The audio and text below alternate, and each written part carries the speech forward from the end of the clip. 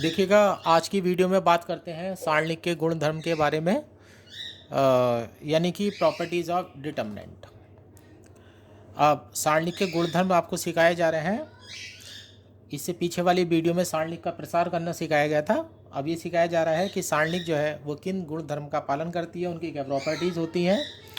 जो प्रसार करना होता है वो सबसे लास्ट ऑप्शन होता है। अब जो एक्सरसाइज आपकी आने वाली है या क्वेश्चन आने वाले हैं, उसमें सारणिक के गुण धर्म का प्रयोग करके ही आपको उत्तर ज्ञात करना होता है।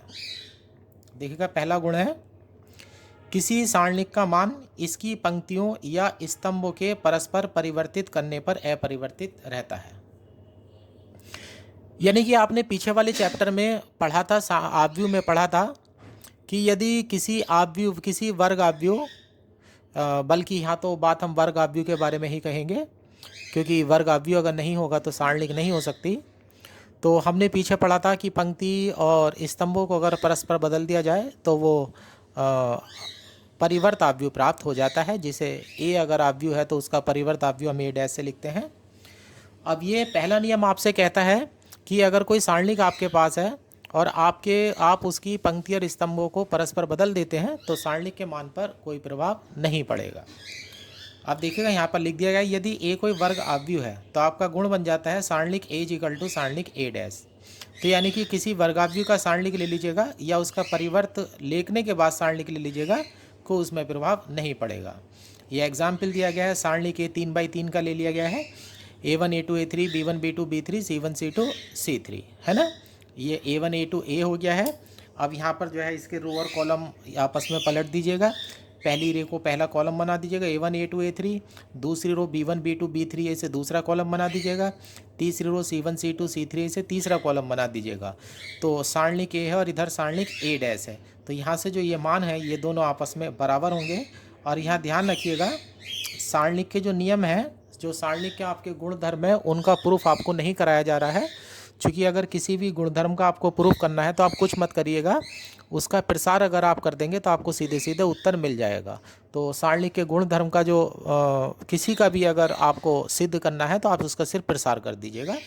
तो इसलिए प्रसार पहले ही हो चुके हैं, तो इसलिए सिर्फ गुण सिखाए जा रहे हैं, इनका प्रूफ नहीं सिखाया जा रहा है। तो पहले नियम ने आपको सिखाया कि अगर कोई सारणिक है और उसके आप पंक्ति और स्तंभों को परस्पर आपस में बदल देते हैं तो सारणिक के मान में कोई प्रभाव नहीं पड़ेगा, यानी कि सारणिक का मान अपरिवर्तित रहता है। दूसरा गुण देखेगा, यदि सारणिक की कोई दो पंक्तियों और ब्रैकेट में लिखा हुआ अथवा स्तंभों को परस्पर बदल दिया जाए तो सारणिक का चिन्ह परिवर्तित हो जाता है। यानी कि कोई सारणिक अगर आपको दे रखी है तो दूसरा नियम आपसे ये कहता है कि कोई सी दो पंक्ति को आपस में बदल दो या किसी भी दो स्तंभों को आपस में बदल दो तो सारणिक का जो मान हो जाएगा वो ऋणात्मक हो जाएगा। यहाँ ध्यान रखना है, सारणिक का जो संख्यात्मक मान है वो परिवर्तित नहीं होता है, लेकिन उसका चिन्ह प्लस से माइनस हो जाता है। यानी कि प्लस है तो माइनस हो जाएगा, माइनस है तो प्लस हो जाएगा। अब यहाँ पर एग्जाम्पल दीजिएगा, सारणिक ए में देखिएगा A1 A2 A3 पहली रो है, B1 B2 B3 दूसरी रो है, C1 C2 C3 तीसरी रो है। अब यहाँ मैंने लिखा है R1 इंटरचेंज R1 और R2 को मैं आपस में बदल रहा हूँ, तो B1 B2 B3 ऊपर आ जाएगा, A1 A2 A3 दूसरी रो में आ जाएगा। लेकिन आपने पहली और दूसरी पंक्ति को बदला है, आप नियम के अनुसार यहाँ पर माइनस लगाना नहीं भूलेंगे, है ना। तो यानी कि हम पहली पंक्ति को दूसरी पंक्ति में अगर बदल देते हैं, पहली दूसरी पंक्ति को परस्पर बदल देते हैं तो सारणिक का मान तो वही रहेगा, लेकिन साथ में क्या लग जाएगा, माइनस। तो आपको ध्यान ये रखना है कि किन्हीं भी दो पंक्तियों को, यानी कि किन्हीं भी दो रो को या किन्हीं भी दो कॉलम को अगर आपस में बदल रहे हैं आप, तो उस पर आप माइनस का चिन्ह जो है एक एक्स्ट्रा लगा दीजिएगा। अब तीसरा नियम होता है, यदि सारणिक की कोई दो पंक्तियों अथवा स्तंभ समान है तो सारणिक का मान शून्य हो जाता है। ये गुण यानी कि प्रॉपर्टी जो है ये बहुत काम की प्रॉपर्टी है। ये जहाँ पर हमें उत्तर 0 देना होता है ये सबसे ज़्यादा वहाँ काम करती है। ये गुण आपको सिखाता है कि अगर आपको कोई सारणी दे रखी है तो उसके कोई सी दो पंक्ति या कोई से दो स्तंभ अगर समान हो जाते हैं तो आप सीधे उसका उत्तर 0 लिख दीजिएगा। अब देखिएगा एग्जाम्पल में, ये सारणी लिया गया है, पहली पंक्ति में A1 A2 A3 है, B1 B2 B3 दूसरी पंक्ति में है, तीसरी पंक्ति में भी B1 B2 B3 लिया गया है। अब देखिएगा यहाँ पर दूसरी पंक्ति और तीसरी पंक्ति सर्वसम है। ध्यान दीजिएगा, दूसरी पंक्ति और तीसरी पंक्ति सर्वसम है तो अगर ऐसी स्थिति उत्पन्न होती है तो आप इसका डायरेक्ट उत्तर जो है वो 0 लिख देंगे और ब्रैकेट में लिख देंगे R2/R3 सर्वसम है। तो यानी कि कोई सी भी दो पंक्ति अगर आपकी समान हो जाती हैं, कोई सी भी दो स्तंभ आपके समान हो जाते हैं, तो आप उस सारणिक का जो उत्तर है वो 0 डायरेक्ट दे सकते हैं। ये जो गुण सिखाए जा रहे हैं आपको डायरेक्ट इनका प्रयोग करना है। नंबर 4 है, यदि किसी सारणिक की किसी पंक्ति अथवा स्तंभ में किसी अदिश k से गुणा कर दे तो सारणिक का मान k गुना हो जाता है। यानी कि नंबर 4 आप ये कहता है कि आपके पास कोई सारणिक है, उस सारणिक की किसी पंक्ति में या किसी स्तंभ में आप अगर किसी अदिश k से गुणा करते हैं तो सारणिक का मान जो है वो k गुना ही हो जाता है। इसकी व्याख्या देखिएगा, जैसे सारणिक A मान लीजिएगा A1 A2 A3 B1 B2 B3 C1 C2 C3 है। अब दूसरा सारणिक मान लीजिएगा यहाँ पर B लिया गया है, तो यहाँ देखिएगा यहाँ तो अवयव A1 A2 A3 थे, लेकिन यहाँ देखिएगा K A1 K A2 K A3 है, B1 B2 B3 सेम है, C1 C2 C3 सेम है। यदि आप सारणिक A और सारणिक B की तुलना करेंगे तो आप ये पाएंगे कि सारणिक A से सारणिक B बनाने के लिए पहली पंक्ति में K से गुणा करी गई है। यानी कि सारणिक A से सारणिक B बनाने के लिए पहली पंक्ति के सभी अवयवों में K से गुणा करी गई है। तो इन दोनों के बीच संबंध जो होगा, अब यहाँ देख लीजिएगा, ऐसे समझिएगा कि इस पहली पंक्ति में से K कॉमन आ जाएगा। तो देखिएगा सारणिक B इक्वल टू हो गया K सारणिक A, क्योंकि यहाँ से जो है K कॉमन आ जाएगा। तो इस नियम को आप इस तरह से याद नहीं रखेंगे, इस नियम को आपको याद रखने का जैसे किताब में लिखा गया है तो उस आधार पर नियम आप याद नहीं रखेंगे, आप इस नियम का उल्टा याद रखेंगे। नियम जो सिखाया गया है वो गुणा के लिए सिखाया गया है, आप नियम सीखें भाग करने का, यानी कि कॉमन लेने का। तो आप नियम को इस प्रकार से सीखेंगे कि यदि कोई सारणिक है और उसकी किसी पंक्ति में या किसी स्तंभ में कोई अदिश राशि अर्थात संख्या उभयनिष्ठ है ना, तो उसे आप कॉमन लेकर के बाहर ले सकते हैं। यहाँ पर आप विशेष रूप से ध्यान रखेंगे कि जब हम पीछे वाले चैप्टर आव्यूह पढ़ रहे थे तो आव्यूह में से जो चीज़ कॉमन या उभयनिष्ठ आ रही थी वो अवयव सभी अवयव में से, वो अदिश राशि सभी अवयव में से कॉमन आती थी। कहाँ से आती थी? सभी अवयव में से कॉमन आती थी। लेकिन यहाँ पर जब हम सारणिक पढ़ रहे होंगे तो सारणिक में कोई भी अगर अदिश राशि कॉमन आएगी तो वो किसी रो या किसी कॉलम में आएगी। अब देख लीजिएगा, मैंने दूसरा ऑप्शन इसका लिख दिया है यहाँ पर, ध्यान दें। इस उपरोक्त गुण को आप इस तरह से सीधे ही सारणिक के किसी भी पंक्ति या ब्रैकेट में स्तंभ से अदिश को कॉमन ले सकते हैं। तो यानी कि आपको गुणा की जगह आपको कॉमन लेना सीखना है, यानी कि भाग करना सीखना है। तो यानी कि आपको ये नियम कहा जा रहा है कि कोई भी सारणिक अगर आपको पास है तो आप उसके कॉलम में से या रो में से कोई सी भी अदिश राशि को कॉमन ले सकते हैं। जैसे एग्जाम्पल देखिए, एक सारणिक लिखी गई है 2 4 -6 1 3 5 0 -1 और 3। अब यहाँ पर पहली पंक्ति को आप यहाँ पर देखिएगा, पहली पंक्ति का अवयव है 2 4 -6। यहाँ देखिएगा सब में 2 से गुणा हो रही है, 2 × 2 2 दूनी 4 और 2 × 6 हो जाएंगे यहाँ पर। तो पहली पंक्ति में से 2 बाहर आ सकता है, ध्यान दीजिएगा, पहली पंक्ति में से 2 बाहर आ सकता है। तो इस पंक्ति में से 2 बाहर लेकर के सारणिक के बाहर लिख देते हैं। अब अंदर 2 से भाग हो जाती है, 1 2 -3। अब 1 3 5 ऐसा कैसे रहेगा, 0 -1 3 ऐसा कैसे रहेगा। यहाँ ब्रैकेट में लिख दिया गया है, यहाँ R1 से 2 को उभयनिष्ठ लिया गया है। तो आपको नियम सिखाया जा रहा है कि सारणिक में से अगर कॉमन लेना है तो या तो किसी पंक्ति में से कॉमन लेंगे या किसी पूरे स्तंभ में से कॉमन लेंगे। यहाँ प्रिय विद्यार्थी, आप इस बात में कंफ्यूज मत होना कि आव्यूह और सारणिक के जरा कॉमन लेने के नियम अलग हैं। आव्यूह में जब कोई अदिश राशि कॉमन ली जाती है, उभयनिष्ठ ली जाती है, तो वो आव्यूह के प्रत्येक अवयव में से आती है। लेकिन अगर किसी सारणिक में कोई अदिश राशि कॉमन ली जाती है तो या तो वह किसी सारणिक की किसी पूरी पंक्ति से आई होगी अथवा किसी स्तंभ से आई होगी। अब देख लीजिएगा, 5वां गुण है, यदि सारणिक की एक पंक्ति या स्तंभों को कुछ या सभी अवयव 2 या अधिक पदों के योगफल से प्रदर्शित हों तो सारणिक को 2 या अधिक सारणिकों के योगफल से प्रदर्शित कर सकते हैं। तो ये नियम ये कहता है कि यदि सारणिक में कोई आपके पास ऐसी पंक्ति है या कोई ऐसा स्तंभ है जिसमें जो अवयव लिखे गए हैं वो 2 या 2 से अधिक अवयवों के योग से प्रदर्शित किए गए हैं, तो ऐसी स्थिति में आप अलग अलग सारणिक के रूप में योग से उसे प्रदर्शित कर सकते हैं। ये उदाहरण से स्पष्ट हो जाएगा। देखिएगा अब एक ये सारणिक लिखी गई है, इसमें पहली पंक्ति देखिएगा a1 plus lambda 1, a2 plus lambda 2, a3 plus lambda 3। दूसरी पंक्ति देखिएगा b1 b2 b3 है, c1 c2 c3 है। अब यहाँ पहली पंक्ति में देखिएगा, पहली पंक्ति के जो अवयव है दो अवयवों के योग से बने हैं। ये अवयव बना है a1 प्लस लैम्डा 1 से, ये अवयव बना है a2 प्लस लैम्डा 2 से, ये अवयव बना है a3 प्लस लैम्डा 3 से। अब इन्हें दो सारणिक के रूप में तोड़ेंगे। अब यहाँ दो दो का योग है ना, तो आप इस तरह से बनाएंगे।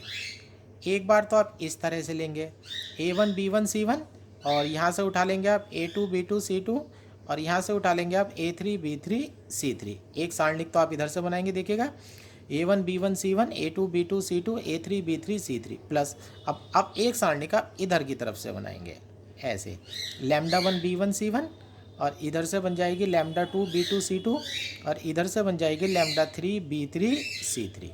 देखिएगा lambda 1 b1 c1, lambda 2 b2 c2 और लैम्डा 3 b3 c3।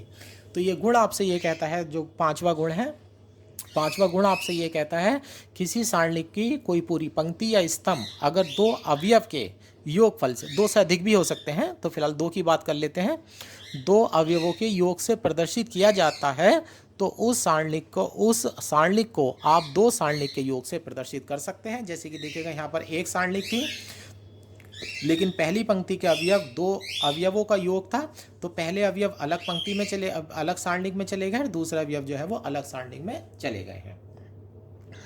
अब उसके बाद नियम नंबर 6 है, यदि सारणिक में सैकर्या R I change R I plus K R J अथवा C I change C I plus के से जे का प्रयोग करें तो सारणिक का मान अपरिवर्तित रहता है। इस सैकर्या को यानी कि ऑपरेशन को आप अच्छी तरह से जानते हैं। पीछे वाले चैप्टर की सबसे लास्ट एक्सरसाइज जब सिखाई गई थी प्रारंभिक सैकर्या द्वारा आव्यूह का व्युत्क्रम ज्ञात करना, उसमें हमने इसका बहुत प्रयोग करा था। तो यहाँ पर नियम नंबर 6 कहता है कि अगर इन दोनों का यानी कि पंक्ति के लिए और स्तंभ के लिए अगर आप ये सैकर्या लगाते हैं, ध्यान रखना इसके अलावा नहीं, सिर्फ यही सैकर्या लगाते हैं, तो सारणिक के मान में कोई परिवर्तन नहीं होगा। यानी कि आप आर आई को अगर चेंज कर रहे हैं तो गुणा करने वाली राशि आपको ध्यान रखना है आर आई के साथ नहीं होनी चाहिए, ये ध्यान रखनी है यहाँ पर विशेष बात। यानी कि आप आर आई को चेंज कर रहे हैं तो आर आई में आप गुणा नहीं कर सकते। हाँ, किसी और पंक्ति में गुणा कर दीजिएगा या भाग कर दीजिएगा, हमें कोई मतलब नहीं है, लेकिन जिस पंक्ति या जिस स्तंभ को आपस में जिस पंक्ति या जिस स्तंभ को आप बदल रहे होंगे उसमें किसी भी अदिश राशि से ध्यान आपको रखना है, उसमें गुणा नहीं होगी, ना ही उसमें भाग होगी, लेकिन किसी अन्य पंक्ति या स्तंभ में भाग हो सकती है। तो इस प्रकार से ये सारणिक के 6 गुण हैं। इन 6 गुणों के आधार पर हमें सारणिक का चैप्टर जो है वो आगे पढ़ाया जाता है। अब यहाँ पर एक विशेष बात लिख दी गई है, ध्यान दें, किसी भी सारणिक का मान ज्ञात करने के लिए दिए गए गुण धर्मों का प्रयोग करते हैं तथा सारणिक का प्रसार सबसे अंत में करना होता है। जैसे मान लीजिएगा एग्जाम में कोई क्वेश्चन आता है और उसमें सिद्ध करने के लिए कहा जाता है और बच्चा उसका प्रसार करके उत्तर ला देता है, तो उत्तर तो आ ही जाएगा, लेकिन उस सवाल में उसे 0 मार्क्स दिया जाएगा। यानी कि हमारी जो सारणिक है वो सारणिक ये सिखाई गई है कि जब भी आप सारणिक का कोई क्वेश्चन सॉल्व करेंगे तो सारणिक का प्रसार आप पहले स्टेप में नहीं करेंगे। सारणिक का प्रसार करने का जो स्टेप होगा वो सबसे लास्ट होगा। सबसे पहले आप सारणिक के गुणधर्मों का प्रयोग करेंगे, उसके बाद आप उनका प्रसार करेंगे। आप देखिएगा जैसे कि यहाँ पर एक्सरसाइज 4.2 है, 1 से लेकर के 5 तक के जो प्रश्न है एक्सरसाइज में, उनमें कहा गया है कि बिना प्रसार किए सिद्ध कीजिए, यानी कि सारणिक के गुण धर्मों का प्रयोग करके सिद्ध कीजिए। अब ये जो पहला क्वेश्चन है इसमें है सारणिक को हम नॉर्मली डेल्टा से प्रदर्शित कर देते हैं, डेल्टा इज इक्वल टू लिख दिया है मैंने। पहला कॉलम है एक्स वाई जेड और यहाँ देखिएगा दूसरा कॉलम ए बी सी है, तीसरा कॉलम है एक्स प्लस ए वाई प्लस बी और जेड प्लस सी। इस सारणिक का मान हमें 0 सिद्ध करना है। अब देखिएगा मैं क्या करता हूँ, यहाँ पर देखिएगा मैं ऑपरेशन लगाने जा रहा हूँ C3 change C3 minus C2। क्या ऑपरेशन लगा रहा हूँ, C3 change C3 minus C2, यानी कि तीसरे कॉलम में से आप दूसरे कॉलम को घटा दीजिएगा। अब यहाँ पर देखिएगा एक्स वाई जेड, पहला कॉलम तो ऐसा कैसे ही रहेगा, दूसरा कॉलम ऐसा कैसे ही रहेगा, तीसरे को बदलना है। एक्स प्लस ए में से ए जाएगा तो एक्स बचेगा, वाई प्लस बी में से बी जाएगा तो वाई बचेगा, जेड प्लस सी में से सी माइनस करेंगे तो जेड बचेगा। अब तीसरा कॉलम एक्स वाई जेड हो जाता है। अब यहाँ पहला कॉलम एक्स वाई जेड है और तीसरा कॉलम एक्स वाई जेड है, तो सारणिक का मान 0 हो जाएगा। चूँकि आपने गुण पढ़ा था कि सारणिक के किन्हीं भी 2 पंक्ति या किन्हीं भी 2 स्तंभों के सर्वसम होने पर सारणिक का मान 0 हो जाता है। और ब्रैकेट में कारण लिख देंगे, C1 तथा C3 सर्वसम है, यानी कि 2 कॉलम जो है आपके बिल्कुल समान हो गए। इस तरह से सारणिक का मान जो है वो 0 हो जाता है। अब दूसरा है delta is equal to A minus B minus C minus A B minus C minus A minus B C minus A minus B और बी माइनस सी। इस सारणिक का मान शून्य सिद्ध करना है। तो ध्यान रखिएगा यहाँ पर एक चक्रीय क्रम है। देखिएगा ए में से बी घट रहा है, बी में से सी घट रहा है, सी में से ए घट रहा है। यहाँ भी देखिएगा बी में से सी घट रहा है, सी में से ए घट रहा है, ए में से बी घट रहा है। तो यानी कि इस तरह से अगर देखा जाए तो ये एक चक्रीय क्रम है। तो यानी कि ए आ गया, फिर बी आ गया और फिर सी आ गया। तो हुआ क्या, ए में से बी घटा, बी में से सी घटा, सी में से ए घटा। इस प्रकार की क्रिया अगर आपके सामने हो रही है तो आप सबको जोड़ दीजिएगा, उत्तर आपका सीधे 0 आ जाएगा। अब यहाँ लिखते हैं C1 change, C1 plus C2 plus C3, यानी कि C1 को बदल दीजिएगा। किस प्रकार से बदल दीजिएगा, पहले दूसरे तीसरे कॉलम के अवयव को जोड़ दीजिएगा। अब यहाँ पर देखिएगा C1 लिखने जा रहे हैं, A minus B minus C minus A को जोड़ेंगे तो सारे पद कट के 0 आ जाएगा। उसी प्रकार से इन तीनों को जोड़ेंगे तो भी 0 आ जाएगा, ये तीनों को जोड़ेंगे तो भी 0 आ जाएगा। तो सारणिक का पहली पंक्ति जो है 0 हो गई है, और पहला स्तंभ 0 हो गया है। जब आप C1 के अनुदिश इसका प्रसार करेंगे तो आपके सारणिक का मान 0 हो जाएगा। तो ब्रैकेट में लिख देते हैं C1 के अनुदिश प्रसार करने पर। अब ये तीसरा क्वेश्चन है, डेल्टा इज इक्वल टू, इसका मान भी 0 सिद्ध करना है। 2 7 65 3 8 75 5 9 और 86। अब देखिएगा यहाँ पर जो संख्या है 65 75 और 86, हम इन्हें छोटा करने की कोशिश करते हैं। ऑपरेशन हम लगा रहे हैं, यहाँ पर ऑपरेशन लगा रहे हैं हम C3 चेंज, C3 माइनस का 9 C2, यानी कि C3 को बदल रहे हैं। कैसे बदल रहे हैं, C3 में से घटाएंगे C2 को 9 से गुणा करने के बाद। तो C1 तो ऐसा कैसे ही रहेगा 2 3 5, C2 ऐसा कैसे ही रहेगा 7 8 9। आप देखिएगा यहाँ पर 65 है, यह 9 से गुणा करेंगे, 9 सत्ते 63, 65 में से 63 जाएंगे तो 2 बचेगा। यह 9 अट्ठे 72 हो जाएंगे, 75 में से 72 जाएंगे तो 3 बचेगा। यह 9 9 81 हो जाएंगे, तो 86 में से 81 जाएंगे तो 5 बचेगा। अब यहाँ पर पहला कॉलम देखिएगा 2 3 5 है, और तीसरा कॉलम भी देखिएगा 2 3 5 है। अब हमने गुण सीखा है कि कोई से भी दो पंक्ति या कोई से भी दो स्तंभ समान हो जाते हैं तो उसका उत्तर जो है सारणिक का 0 हो जाता है। तो इस कारण से हम उत्तर जो है वो 0 लिख देंगे, और ब्रैकेट में लिख देंगे C1 C3 सर्वसम है, यानी कि पहला कॉलम और तीसरा कॉलम जो है वो बिल्कुल एक समान है। इसलिए सारणिक के गुण का प्रयोग करते हुए सारणिक का जो मान है वो 0 हो जाता है।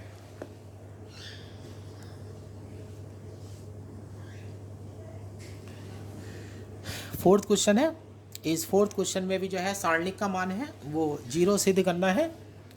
सारणिक को हम डेल्टा मान लेते हैं। पहले कॉलम में 1 1 1 है, यहाँ बी सी है, सी ए है और ए बी है। तीसरे कॉलम में इंटू बी प्लस सी है, बी इंटू सी प्लस ए है, सी इंटू ए प्लस बी है।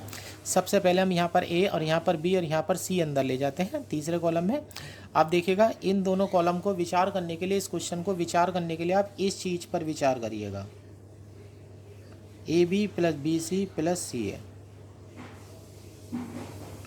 इस पद पर आप विचार करिएगा, A B plus B C plus C ए।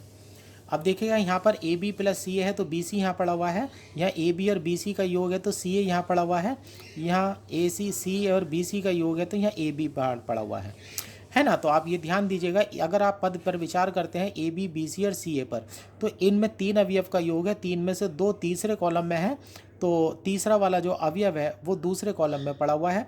तो इस राशि को बनाने के लिए मैं तीसरे कॉलम और दूसरे कॉलम को आपस में जोड़ने जा रहा हूँ। तो मैं यहाँ लिख देता हूँ C3 change, C3 plus C2। C1 ऐसा कैसे ही रहेगा, C2 ऐसा कैसे रहेगा, इस कॉलम में इस कॉलम के अवयव को जोड़ देंगे। तो यहाँ पर सब जगह A B plus B C plus C A B plus B C plus C A B plus B C plus C A बन जाएगा। अब यहाँ C3 वाले कॉलम में प्रत्येक अवयव A B plus B C plus C है, इसे यहाँ से कॉमन ले लिया जाता है, यानी कि C3 से A B plus B C plus C A को उभयनिष्ठ लिया जाता है। अब पहले कॉलम पर अगर विचार करेंगे तो 1 1 1 है, तीसरे कॉलम पर विचार करेंगे तो भी 1 1 1 है। और सारणिक का गुण होता है कि कोई से 2 कॉलम अगर सर्वसम हो जाएंगे तो सारणिक का मान 0 हो जाएगा। तो इस पूरी सारणिक का मान 0 हो जाता है, 0 से गुणा करके 0 हो जाता है सब कुछ। अब ब्रैकेट में लिख देते हैं क्योंकि C1, C3 सर्वसम है। तो जब भी आप क्वेश्चन कर रहे होंगे और उसमें आंसर दे रहे होंगे तो कोई सा भी गुण अगर आप लगाएंगे तो उस गुण को कारण जरूर लिख देना, इससे थोड़ा स्पष्टीकरण हो जाता है और जो टीचर होता है उस पर भी हमारा इंप्रेशन जो है वो अच्छा पड़ता है कि हाँ बच्चे को गुण भी याद है, कि वो तुक्का मार करके कोई क्वेश्चन नहीं कर रहा है। ये 5वां क्वेश्चन है, देखिएगा बहुत अच्छा क्वेश्चन है। इसमें लिखा हुआ है बिना प्रसार के तो सिद्ध कीजिए। यहाँ है पहले कॉलम में B plus C plus A plus B, Q plus R, X R plus P और P plus Q, Y plus Z, Z plus R, X plus Y is equal to, यहाँ है 2, सारणिक में है A B C P Q R X Y Z. ये question जो है एक इस तरह से आधारित है। आप देखिएगा यहाँ पर दो दो का योग है, यहाँ भी दो दो का योग है, यहाँ भी दो दो का अवयव का योग है, लेकिन यहाँ पर ये जो है अवयव है वो सिंगल अवयव है।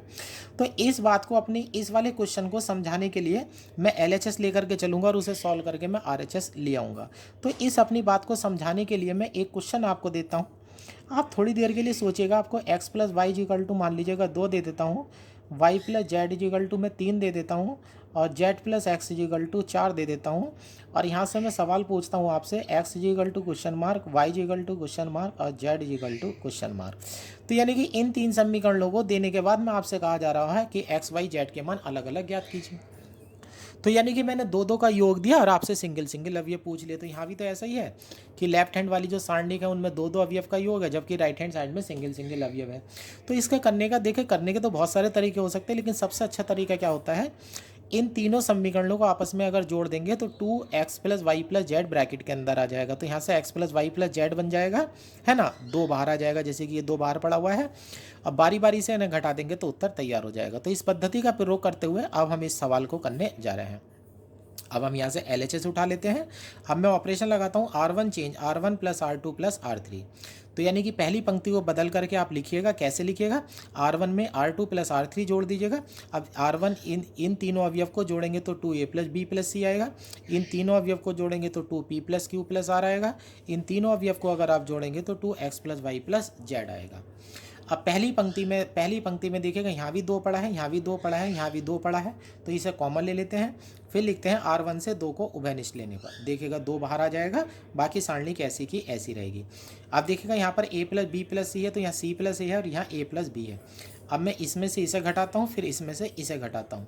तो यानी कि मैं ऑपरेशन लगाता हूँ C2 change C2 minus C1 और C3 change C3 minus C1। तो किसे किसे बदल रहे हैं हम, C2 को बदल रहे हैं और C3 को बदल रहे हैं। तो ये 2 हमारा ऐसा कैसे ही रहेगा। और यहाँ पर देख लीजिएगा, यहाँ पर मेरा ऑपरेशन थोड़ा सा गलत लग गया है। यहाँ पर ये ऑपरेशन पंक्ति में लग रहा है, तो यहाँ लिख देता हूँ मैं R2 change R2 minus R1। यहाँ लिख देता हूँ R3 change R3 minus R1। तो मेरा थोड़ा सा गलत लिख दिया, गलती से मेरा C लिखा गया था। तो R2 change R2 minus R1 है और R3 change R3 minus R1 है। यानी कि दूसरी पंक्ति को बदल रहे हो, कैसे बदल रहे हो, दूसरी में से पहली पंक्ति घटा रहे हो। तीसरी पंक्ति को बदल रहे हो, कैसे बदल रहे हो, तीसरी पंक्ति में से पहली पंक्ति जो है आप घटा रहे हो, है ना। तो पहली पंक्ति में तो कोई चेंज नहीं हो रहा है, 2 ऐसा कैसे ही रहेगा, पहली पंक्ति ऐसी की ऐसी रहेगी। c प्लस ए में से a प्लस बी प्लस सी घटाएंगे तो माइनस का b बचेगा, यहाँ पर माइनस का q बच जाएगा, यहाँ पर माइनस का y बच जाएगा। उसी प्रकार से तीसरी में से पहली पंक्ति को घटा दीजिएगा, ये अवयव आ जाते हैं। अब देखिएगा यहाँ पर सिंगल सिंगल अवयव बचे हुए हैं और एक माइनस जो है फालतू है। अब मैं इन तीनों पंक्तियों को जोड़ देता हूँ, तो ये 2 2 भी मेरे कट जाएंगे। अब मैं लिखता हूँ R1 चेंज, R1 को बदल दो, कैसे बदल दो, R1 plus R2 plus R3, यानी कि R1 plus R2 plus R3। तो B और C कट जाएंगे, यहाँ बचेगा मेरा A B और यहाँ A P और X बचेगा। अब देखिएगा जो हमारी RHS लानी थी APX वो आ चुकी है। दूसरी और तीसरी पंक्ति भी तैयार है, लेकिन चिन्ह माइनस के अलग है। दूसरी पंक्ति में देखिएगा सभी अवयव में माइनस लगा हुआ है, तीसरी पंक्ति में देखिएगा सभी अवयव में माइनस लगा हुआ है। तो दूसरी वाली पंक्ति से माइनस का 1 कॉमन ले लीजिएगा, तीसरी वाली पंक्ति से माइनस का 1 कॉमन ले लीजिएगा। तो 2 बार आपका माइनस का 1 कॉमन आ जाएगा और अंदर से माइनस हट जाएंगे। तो माइनस माइनस की गुणा होकर के तो प्लस का 1 बन जाएगा, तो बाहर 2 हो जाएगा और आपकी RHS जो है वो तैयार हो जाएगी। तो इस प्रकार से आपके सारणिक के गुणधर्मों की व्याख्या की गई और उन गुणधर्मों का प्रयोग करते हुए कुछ क्वेश्चंस भी आपको दिए गए, जिससे कि इन नियमों का आपको स्पष्टीकरण हो सके।